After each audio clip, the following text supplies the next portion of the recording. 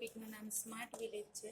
અમે ગામના લોકોને સરળતાથી જીવી શકે અને એને કમ્ફર્ટેબલ એ રીતે રહી શકે તે માટે અમે અલગ અલગ પ્લાન વિચારીને અમે આ પ્રોજેક્ટ બનાવ્યો છે.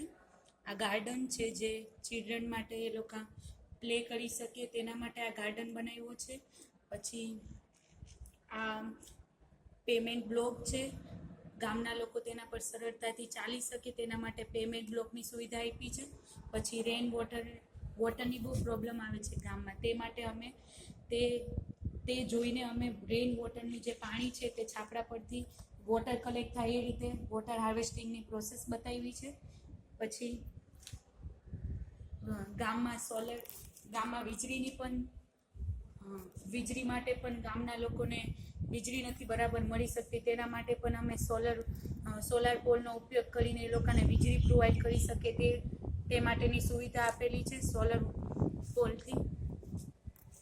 પછી બાયોગેસ પ્લાન્ટ, ત્યાંથી એર પોલ્યુશન થાય છે, મડને ગામના લોકો ગમે તેમ નાખી દે, તો અમે એવો વિચાર કર્યો છે તેનાથી એ મડથી અને યુરિનાઇટથી એ લોકો બાયોગેસ પ્લાન્ટ દ્વારા ગેસ ઉત્પન્ન કરીને ગેસ હોમ ટુ હોમ ઉત્પન્ન કરીને ગેસ લાઇન દ્વારા ગેસ પહોંચાડવામાં આવે છે ઘરે ઘરે.